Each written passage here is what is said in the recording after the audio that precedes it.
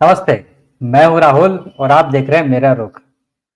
आज एक अंतराल के बाद हमारे साथ जितेंद्र जी जुड़े हैं और जितेंद्र जी जब जुड़ते हैं तो बात होती है भारतीय राजनीति की, क्योंकि इनकी जो गहरी पकड़ जमीनी राजनीति पर है वो एक अलग ही लेवल पर है। जितेंद्र जी, आज आपने आपके बिजी शेड्यूल में से समय दिया और दिल्ली के चुनाव पर चर्चा करने के लिए, क्योंकि उसमें आपका विश्लेषण बड़ा इंपॉर्टेंट रहता है, आपने समय दिया, बहुत बहुत धन्यवाद। राहुल जी, आपका भी बहुत बहुत धन्यवाद अपने मंच पे बुलाने के लिए। राइट। और आपके सभी दर्शकों को अपना नमस्कार। धन्यवाद। जितेंद्र जी, अभी भी खबर आई है कि आम आदमी पार्टी के 7 विधायकों ने अपनी प्राथमिक सदस्यता से इस्तीफा दे दिया।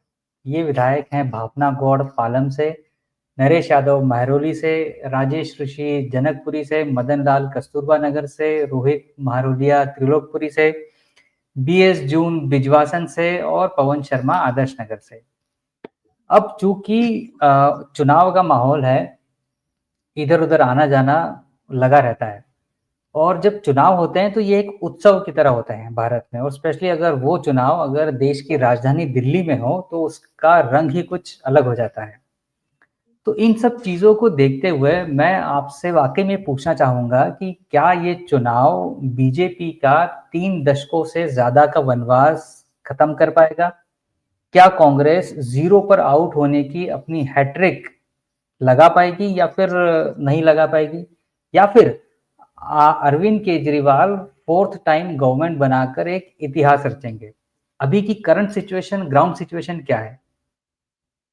देखिए राहुल जी, मेरा साफ तौर पर मानना है कि अरविंद केजरीवाल सरकार बनाने में तो किसी तरीके से सफल हो जाएंगे। और उसका कारण, दरअसल उसके तीन चार कारण हैं। पहली बात जी। तो आप ये देखिए कि कांग्रेस के आने की वजह से ये चुनाव त्रिकोणीय जरूर हुआ है, लेकिन उसका फायदा भाजपा को होगा, इसमें संदेह है। अब ये बात जो है ये कई लोगों को चौंकाएगी, चूंकि माना यह जा रहा था जी। कि कांग्रेस के आने के बाद से भाजपा को फायदा होगा। लेकिन जी। जी। दरअसल अगर आप कुछ आंकड़ों पर गौर करें, चूंकि देखिए हम लोगों का विश्लेषण जो है वो आंकड़ों पर ही होता है। भविष्य में क्या होगा मालूम नहीं, 8 तारीख को क्या नतीजे आएंगे। लेकिन अगर आप आंकड़ों पर देखें तो कई चीजें निकलकर सामने आती है।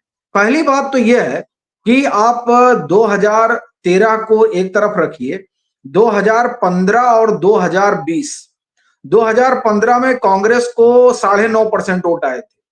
जी। 2020 में कांग्रेस को तकरीबन 4.5% के आसपास वोट आए हैं।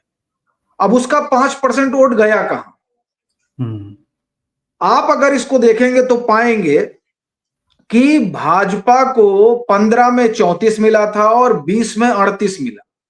इसके बराबर। बरक्स अगर आप आम आदमी पार्टी का देखें तो उसका वोट स्टेगनेंट रहा, मतलब वो 54-55 54-55 ऐसे चलता रहा। अब कांग्रेस अगर चुनाव नहीं लड़ती तो यह निश्चित तौर पर भाजपा को फायदा होता। ये बात आप एक तरह से कहें कि लोगों को लगा ऐसे कैसे हो जाएगा।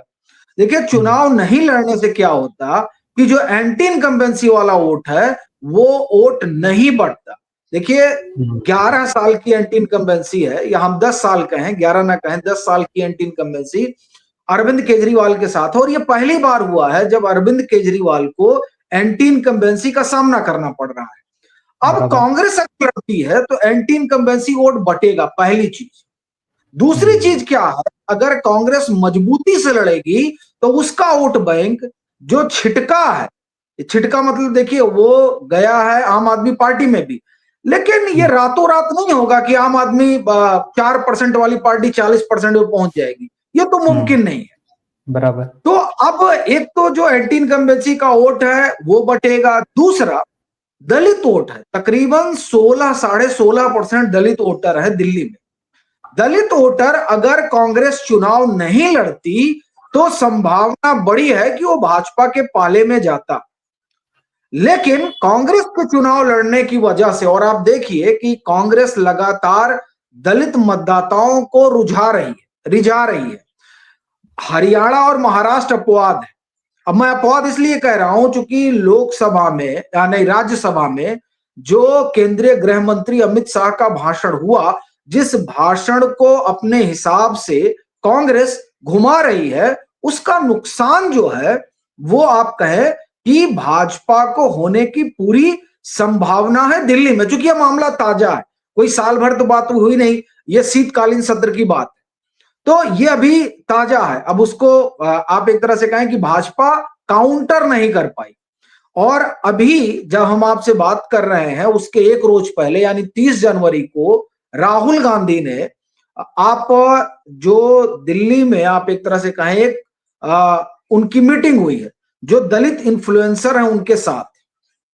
अब ये जो तमाम चीजें हो रही हैं ये असल में बता रही हैं कि ये जो दलित मतदाता है जो संभवतः भाजपा की तरफ जाता, उसका रुझान कांग्रेस के चुनाव लड़ने की वजह से भाजपा की तरफ नहीं होगा। मैं एक चीज आपको और बताऊं कि मुस्लिम जो है वो बहुत टैक्टिकल वोटिंग करता है, और जब हम आप समझते हैं कि मुस्लिम अगर कांग्रेस लड़ेगी तो मुस्लिम बढ़ जाएगा, भाजपा निकल जाएगी, तो ये मुस्लिम भी समझता है। वो भाजपा को हराने के लिए वोट करता है, और भाजपा को दिल्ली में अगर कोई हरा सकता है तो वो आम आदमी पार्टी है, इसलिए वो वहां कांग्रेस को तो वोट नहीं करने वाला है। ये बहुत स्पष्ट है।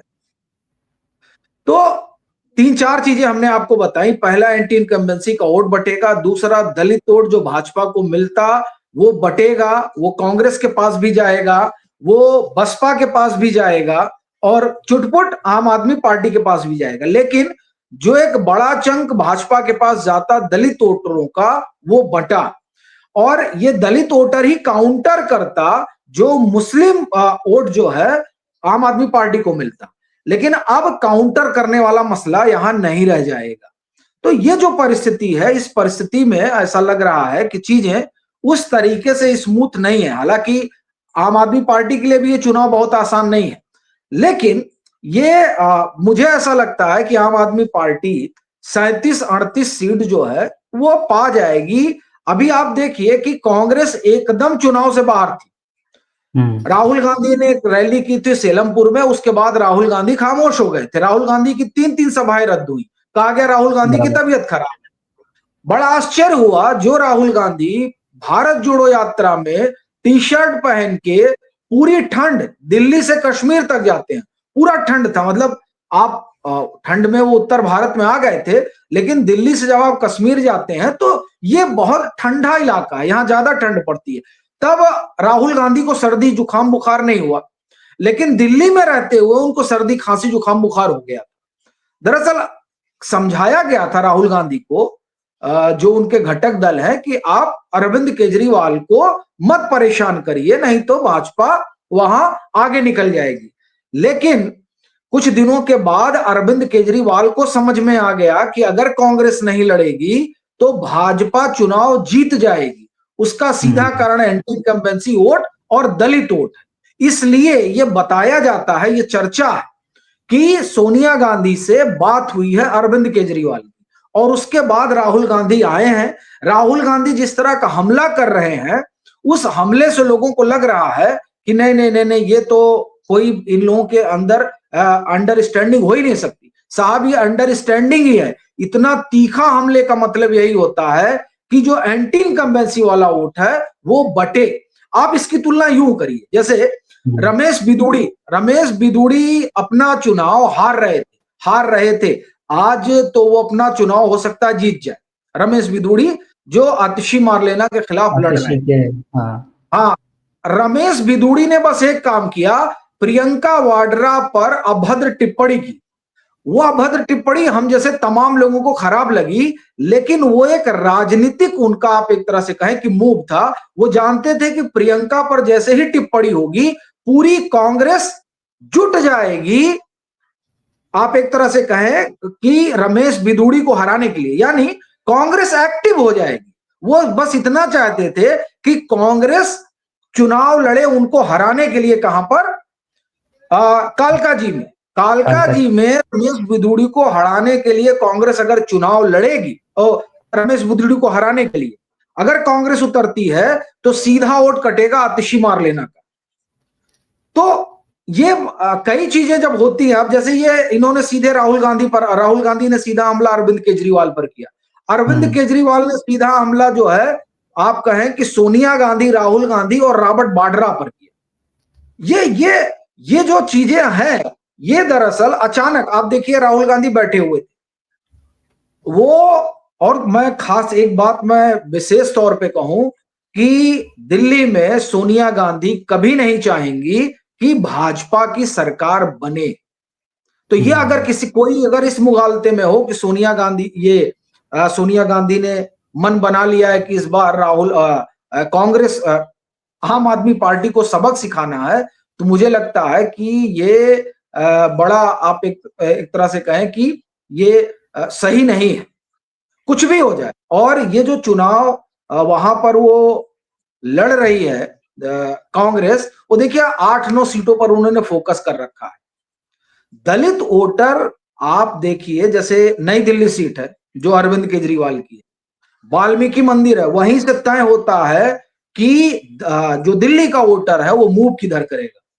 वाल्मीकि जो मंदिर है नई दिल्ली कॉन्स्टिट्यूएंसी में, उस वहां पर आप जाइए बात करिए तो लोग शीला दीक्षित की बात कर रहे हैं। और ये सिर्फ वाल्मीकि मंदिर के आसपास नहीं, पूरी दिल्ली में जो दलित हैं वो याद अगर किसी को कर रहे हैं तो शीला दीक्षित को। यानी ये वोट जो है ये कांग्रेस को जाएगा, और अगर कांग्रेस नहीं लड़ती तो ये वोट भाजपा को जाता, और भाजपा 40-42 सीट मानकर चल रही थी, उतनी सीट उसको आती। तो ये जो कांग्रेस फिर से उतरी है मजबूती से, इसकी वजह से मुझे लगता है हाँ एक चीज जो हो रही है जैसे अभी आपने कार्यक्रम में बताया कि इनके 7 जो विधायक हैं जिनको वो सिटिंग विधायक, उनको टिकट नहीं मिला, उन्होंने पार्टी छोड़ दी। अब अगर इसी तरह से, क्योंकि देखिए 5 फरवरी को वोटिंग होनी है, अब उस 5 फरवरी के पहले आज जब हम बात कर रहे हैं तो 31 जनवरी है, यानी अब महज 4 दिन बचा हुआ है वोटिंग का। इस दरमियान अगर इस तरह की भगदड़ होगी आम आदमी पार्टी के भीतर तो माहौल बदल सकता है। लेकिन देखिए क्या है ना, अरविंद केजरीवाल को कोई कम ना आके, अरविंद केजरीवाल वाकई में बहुत बड़े आप ये कहें कि राजनीति के मजे हुए खिलाड़ी हैं। उनको पता है कि कब कौन सा स्टेटमेंट देना है। तो इसलिए अब आप देखिए, कोई कल्पना कर सकता है अरविंद केजरीवाल ने कहा कि यमुना में हरियाणा सरकार ने जहर मिला दिया। मतलब आप सोचिए इससे क्या होगा। ये आप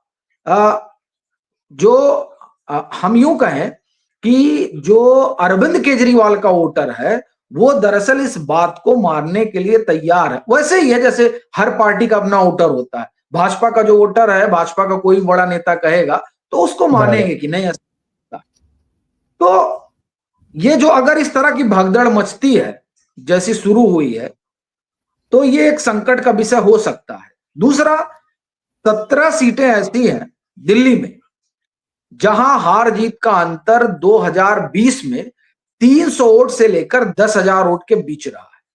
तो ये 17 सीटें, ये इन 17 सीटों में 3-4 सीटें भाजपा के पास हैं और बाकी जो है वो आम आदमी पार्टी के पास। तो नुकसान आम आदमी पार्टी का हो सकता है। तो इसलिए मुझे अभी भी लगता है कि अब 62 सीटें तो पाने की स्थिति में आम आदमी पार्टी नहीं है, लेकिन आम आदमी पार्टी 40 सीटें जीतने की स्थिति में अभी भी है। तो इसलिए लगता है कि वो सरकार बना लेंगे। हाँ, भाजपा को फायदा जरूर होगा, भाजपा की सीटें बढ़ रही हैं और कांग्रेस को भी सीटें आ रही हैं। ये भी बात सही है कि देखिए इस बार सीटें जो है आम आदमी पार्टी की घटेंगी, भाजपा और कांग्रेस की सीटें बढ़ेंगी। अब बढ़ेंगी मतलब अब कांग्रेस एक भी पा गई तो बहुत हो गया, वो तो शून्य पर है, तो 1 सीट का माना जा रहा है कि वो पा जाएंगे। हाँ, आम आदमी पार्टी में मुझे लगता है कि आतिशी शायद चुनाव हार जाए। देखिए अरविंद केजरीवाल का कहा जा रहा है, लेकिन लगता नहीं है इस तरीके से कि अरविंद केजरीवाल मार्जिन हो सकता है कम हो जाए, 100 वोट से जीते, 50 वोट से, मतलब ये हो सकता है, इतनी बुरी कंडीशन हो सकती है। लेकिन देखिए चुनाव है, क्या ही कहा जाए, हो सकता है कि अरविंद केजरीवाल हार ही जाए। कैसे आप देखिए पश्चिम बंगाल में ममता बनर्जी हार गई थी अपना चुनाव। एग्जैक्टली, बराबर। हाँ, तो ये मुमकिन है। लेकिन देखिए, पर जहां तक आप अगर हम इसके एक परिणाम क्या होगा, नतीजों पर अगर देखें, तो मुझे नहीं लगता है कि अरविंद केजरीवाल के लिए अभी उस तरह की मुश्किल है जिसमें वो सरकार ना बना पाए। लेकिन ये मैं आपको फिर बता दूं, ये मेरा 31 जनवरी का आकलन है। हो जी। सकता है कल कोई बड़ी घटना हो जाए, आतिशी हाँ, मारना ही एग्जैक्ट। छोड़कर चली जाए आम आदमी पार्टी, आप मनीष सिसोदिया ही छोड़कर चले जाए आम आदमी पार्टी, मतलब कोई बहुत बड़ी घटना हो जाए। या अब जैसे 7 विधायक गए, 30 विधायकों का संभवतः टिकट कटा है, 28 या 30, अब वो जो हाँ। 27 थे वो सब चले जाए, इससे माहौल बनता, तो हो सकता है कि फिर अरविंद केजरीवाल की समस्या और बढ़ जाए। लेकिन फिर इसलिए अभी थोड़ा जो है, लेकिन आज की स्थिति में हम देखें तो अरविंद केजरीवाल के लिए मुझे मुश्किल कम नजर आती है। मतलब बराबर, मेरा कहना है सरकार बनाने के लिहाज से वो बराबर। बना सकते हैं, ऐसी संभावना है। जितेंद्र जी, एक और चीज हम दिल्ली में और स्पेसिफिकली अगर बात करें तो दिल्ली गवर्नमेंट से रिलेटेड बड़ी देखने को मिलती है कि उनके विज्ञापन, तो विज्ञापनों में तो बड़ा जोर शोर से प्रचार प्रसार होता है कामों का। तो क्या वाकई में जो विज्ञापनों में दिखाया जाता है, प्रचार प्रसार किया जाता है, वाकई में दिल्ली में जमीनी स्तर पर वैसा काम है? नहीं, देखिए कुछ जगहों पर है, कुछ देखिए कुछ तो है, कुछ प्रचार है, ये बात एकदम सही है। जैसे आप देखिए तकरीबन 40 लाख लोगों ने बिजली सब्सिडी के लिए फॉर्म भरा था। 40 लाख परिवार, मतलब मैं लोग नहीं कहूं, परिवार कहूं। अब अगर 40 लाख परिवार बिजली सब्सिडी के लिए फॉर्म भर रहा है, तो आप समझिए 40 लाख परिवार का मतलब एक परिवार में तो 4 लोग होंगे ही। तो आप इससे समझ सकते हैं कि क्या स्थिति है। देखिए अरविंद केजरीवाल ने अपना वोट बैंक तैयार किया है और बहुत करीने से। देखिए क्या है ना साहब, कि जो गरीब आदमी है, जैसे जैसे भाजपा ने अपना एक लाभार्थी वर्ग तैयार किया है, उसी तरह से अरविंद केजरीवाल ने भी अपना एक लाभार्थी वर्ग तैयार किया है, जिसमें वो सब्सिडी वाले भी हैं। और खास तौर से बिजली सब्सिडी ही सबसे बड़ा मसला है। बाकी शिक्षा उक्षा का तो ठीक है, आदमी पढ़ाता ही है जिसके पास पैसा है। खुद मनीष सिसोदिया अपने बेटे को कनाडा में पढ़ाते हैं, उनके पास पैसा है, पढ़ा लीजिए दिल्ली में, अगर इतनी अच्छी आपने व्यवस्था कर रखी है तो। और फिर आप देखिए, अगर आपके अस्पताल इतने अच्छे हैं तो आप अपना इलाज मेदांता में और मैक्स में क्यों कराते हैं? कराइए ना दिल्ली के सरकारी अस्पताल में। कोई दिल्ली का जो जो आम आदमी पार्टी का विधायक हो या सांसद हो या खुद मुख्यमंत्री हो, अभी आप देखिए मनीष सिसोदिया की पत्नी का इलाज कहां होता था? मेदांता या मैक्स में। तो देखिए अगर आपने इतनी अच्छी व्यवस्था कर रखी है तो इलाज कराइए ना सरकारी अस्पताल में, आप क्यों भाग कर जाते हैं प्राइवेट? आप अपने बच्चों को क्यों प्राइवेट में पढ़ा रहे हैं? आखिर क्या वजह है कि मनीष सिसोदिया तो अपने आप को शिक्षा क्रांति का जनक कहने लग रहे हैं, अरविंद केजरीवाल कहते हैं कि मेरा बस चले तो मैं भारत रत्न दिला दूं, फिर बेटा इनका कनाडा में क्यों पढ़ रहा है? बेटा इनका पढ़े ना, दिल्ली यूनिवर्सिटी में पढ़े, या दिल्ली यूनिवर्सिटी चलिए वो सेंटर की है आपका, वहां इंद्रप्रस्थ उसमें पढ़े ना आपका। फिर बाबा साहब भीमराव अम्बेडकर का के नाम से एक यूनिवर्सिटी है वहां पे, जहां इनके कई सारे, आप एक तरह से कहें कि आम आदमी पार्टी के कई सारे आइडियोलॉग, अब उनको आइडियोलॉग ही कहेंगे, जिसमें से अभय जी भी हैं, ऐसे कई लोग हैं, तो वो लोग भी वहां पढ़ाते हैं, तो वहां बेटे को भेज देना चाहिए। तो देखिए क्या है ना कि शिक्षा और ये अस्पताल, ये सब तो ये कहने की बातें हैं। सीएजी की रिपोर्ट क्यों नहीं टेबल किया इन्होंने? सीएजी की बराबर। रिपोर्ट चीख चीख कर कह रही है कि किस तरीके से आपने अस्पताल के नाम पे, स्कूल के नाम पे झूठ बोला है। आप देखिए शराब घोटाला, शराब घोटाले में तो ईडी भी बेचारी 100 ही करोड़ रुपए बता रही है, और सीएजी कह रही है कि नहीं नहीं 100 तो आप लोग कम बता रहे हैं, तो 2000 करोड़ का है। तो देखिए काम के लिहाज से अगर आप देखें तो इन्होंने अपना एक वर्ग तैयार किया है, जो मैं बिजली सब्सिडी वाला सिर्फ मानता हूं कि हाँ ये एक मामला है जो दिल्ली के एक वर्ग को प्रभावित कर रहा है। उसमें भी देखिए सब्सिडी जो आप दे रहे हैं उससे जो अपर मिडिल क्लास है वो नाराज रहता है, क्योंकि जैसे ही 200 से ऊपर गया, 201 हुआ, उसको तो सबका देना है फिर। अच्छा वो चाहता है कि भैया 201 हो तो हमारा 200 माफ करिए और 1 रुपए से हमारा शुरू, फिर 1 यूनिट से हमारा शुरू करिए। लेकिन नहीं, अगर आपका 201 हुआ तो सबका देना पड़ेगा। तो इसलिए अपर मिडिल क्लास नाराज है। लेकिन अपर मिडिल क्लास की आबादी है कितनी? हम अगर दिल्ली के परिप्रेक्ष्य में बात करें तो अब वो नई दिल्ली वाली कॉन्स्टिट्यूएंसी है जहां पर अपर मिडिल क्लास ज्यादा है, वही इलाका है जो बंगाली मार्केट वगैरह का है। तो वहां उनके लिए, इसीलिए नई दिल्ली में इनके लिए थोड़ा कठिन स्थिति है। लेकिन देखिए क्या है ना कि वहां जो हमारी बातचीत हुई है खास तौर से नई दिल्ली के इलाके में, वहां देखिए लोग ये मानते हैं कि शीला जी ने काम बहुत किया है, लेकिन क्या संदीप दीक्षित को वोट देने के बाद कोई बात बनेगी? ये भी तो बात है ना, संदीप दीक्षित जीतेंगे या नहीं जीतेंगे, बराबर। एक बात है। दूसरी बात, परवेश वर्मा को वोट दिया जाए तो क्या परवेश वर्मा जीतेंगे या नहीं जीतेंगे? मतलब वहां के मतदाताओं में भी बड़ी उहापोह की स्थिति है। ऐसा नहीं है कि केक वाक है किसी के लिए। तो हमारा कहना यह है कि अगर आप जमीन पे काम की बात करें तो ये बात, बिजली को आप एक छोड़ दीजिए, पानी कहां तक पहुंचा पाया? आपने कहा था एमसीडी हमको मिल जाएगी तो हम पूरे दिल्ली का कायाकल्प कर देंगे। अब हम, आप बराबर। छोड़िए, स्वाति मालीवाल दिखाती हैं टहल टहल के। स्वाति मालीवाल आम आदमी पार्टी की राज्यसभा सदस्य हैं और वो दिखा रहे हैं कि देखिए क्या गंदगी है। जब आप अगर बाई रोड जा रहे हैं यूपी से अगर जा रहे हैं तो आप जैसे ही इंटर करेंगे और वैशाली इधर होते हो आप ये गाजीपुर बॉर्डर पे पहुंचिए, देखिए वो कूड़े का पहाड़ आज भी वैसे ही है। अरविंद केजरीवाल ने कहा था कि एमसीडी हमारे पास आने दीजिए, मैं इससे बिजली बनाऊंगा। अब लोग सोच रहे हैं कि कब बिजली बनेगी और कब आएगी। फिर आप देखिए कि इन्होंने कहा था कि साहब हम जो है इसको झीलों का शहर बना देंगे। तो अब लोग कहते हैं कि साहब झीलों का शहर तो आप बरसात में बना ही देते हैं, पूरी दिल्ली डूब जाती है। तो देखिए काम के मामले में अरविंद केजरीवाल और राजनेताओं की तरह ही है। पानी, स्वच्छ पानी पहुंचा रहे थे।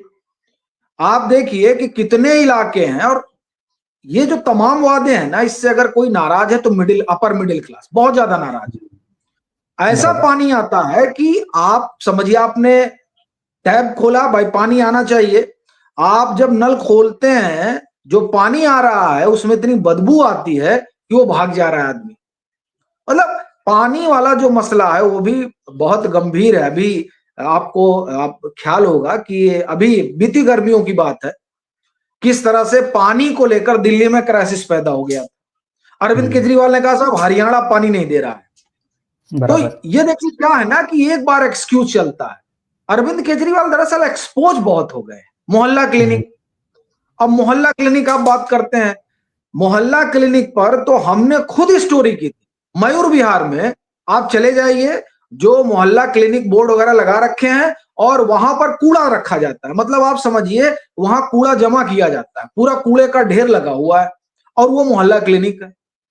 मोहल्ला क्लिनिक दरअसल इन्होंने शुरू इसलिए किया था, जो मुझे लगा कि जो इनके अपने लोग हैं उनका, अब जैसे भाई ढेर सारे इनके वॉलेंटियर हैं, लोग करते भी हैं, इसमें कोई गलत नहीं है, लेकिन मोहल्ला क्लिनिक अगर बना रहे हैं तो कम से कम बनाइए, तो इसलिए मत खोलिए कि आपके लोगों को किराया मिल जाए।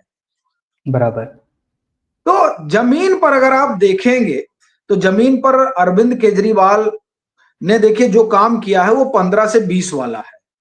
20 से 25 में जब आप जाएंगे तो आपको शराब घोटाला मिलेगा, आपको ये टैंकर घोटाला मिलेगा, आपको क्लासरूम घोटाला मिलेगा, पैनिक बटन घोटाला मिलेगा। अभी आपको ध्यान हो अगर तो यही चुनाव, हमको लग रहा है चुनाव, ये इधर एक महीने की बात है, संभवतः एक महीना भी नहीं हुआ होगा, जब अरविंद केजरीवाल आतिशी मारलेना के साथ प्रेस कॉन्फ्रेंस करते हैं और कहते हैं कि आतिशी को गिरफ्तार किया जा सकता है।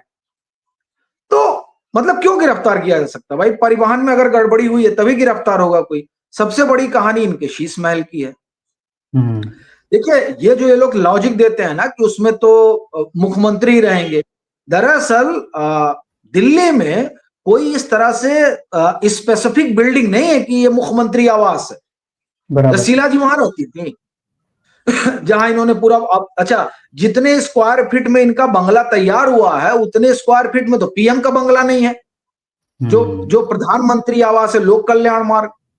तो मतलब अरविंद केजरीवाल ने 3-4 चीजें की। एक तो जो इनका ईमानदारी का तिलस्म था वो टूटा, वो टूट गया। झूठ इन्होंने इतना बोला ये आए थे कि हम वीआईपी कल्चर में नहीं जाएंगे, अब इनको गार्ड ही चाहिए सब।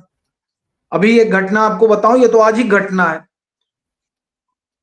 हमारे एक साथी पत्रकार हैं, वो नई दिल्ली कॉन्स्टिट्यूएंसी में टहल रहे थे, इनकी पत्नी मिल गई, सुनीता केजरीवाल। सुनीता जी जो है प्रचार करती हैं, इनका सुनीता जी कर रही हैं, जाहिर सी बात है पत्नी है उनकी, जैसे परवेज जी की पत्नी कर रही हैं, और इसी तरह से संदीप दीक्षित का परिवार है, वहां पे परिवार है अपना प्रचार करता है। टकरा गए, जब टकरा गए तो वो कुछ लोगों से बात कर रहे थे, तो उन्होंने कहा आप तो आ ही गई हैं सीएम साहब, एक सीएम साहब की पत्नी, बात कर लीजिए इन्हीं से।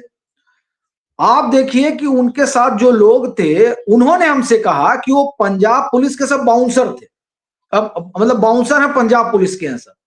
उन्होंने उसको पकड़ा, पूछा कहां रहते हो, तो अब और फिर कहने लगे कि ये सब भाजपा वाले लोग हैं। मतलब जो नई दिल्ली की जनता है, वो अगर आपसे कोई सवाल पूछ रही है और कोई पत्रकार वहां है और वो कह रहा है कि देखिए अब तो मैडम आ गई, आप इनसे बात कर लीजिए, तो मैडम ये कहेंगी कि ये सब भाजपा के लोग हैं। भाजपा वाले। और दूसरे साहब कहेंगे तुम पता बताओ रहते कहां हो। मतलब आप समझिए कि ये गनीमत है कि दिल्ली का चुनाव है, पंजाब के चुनाव में तो आप हमको उठा ले जाते। बराबर। तो देखिए क्या है, केजरीवाल साहब की स्थिति खराब है, इसमें कोई दो राय नहीं है, बहुत ज्यादा। क्योंकि जो इन्होंने वादा किया और जो जमीन पर काम, उसमें कोई आप एक तरह से कहें कि सामंजस्य नहीं दिख रहा है। तो इसलिए बराबर। जमीन वाला मसला जो है वो इस बार तो आप एक तरह से कहें कि नहीं ही दिख रहा।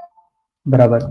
जितेंद्र जी, लोकसभा चुनाव में कांग्रेस और आम आदमी पार्टी दोनों साथ में लड़े, फिर अब ये दोनों अलग अलग लड़ रहे हैं, तो क्या ये वाकई में जनता एक छलावा महसूस करती है? देखिए राहुल जी, ये दिल्ली की जनता बहुत होशियार है। आप देखिए, दिल्ली की जनता भाजपा को 57% वोट देती है लोकसभा चुनाव लोकसभा। में, और यही जब विधानसभा का चुनाव होता है तो 57% दे देती है आम आदमी पार्टी को। तो वो दरअसल वो गजब, वो देखिए वो आ, आप भाजपा को चुनाव हराने के लिए एकजुट हुए थे, बात बनी नहीं, उसने आपको खारिज कर दिया।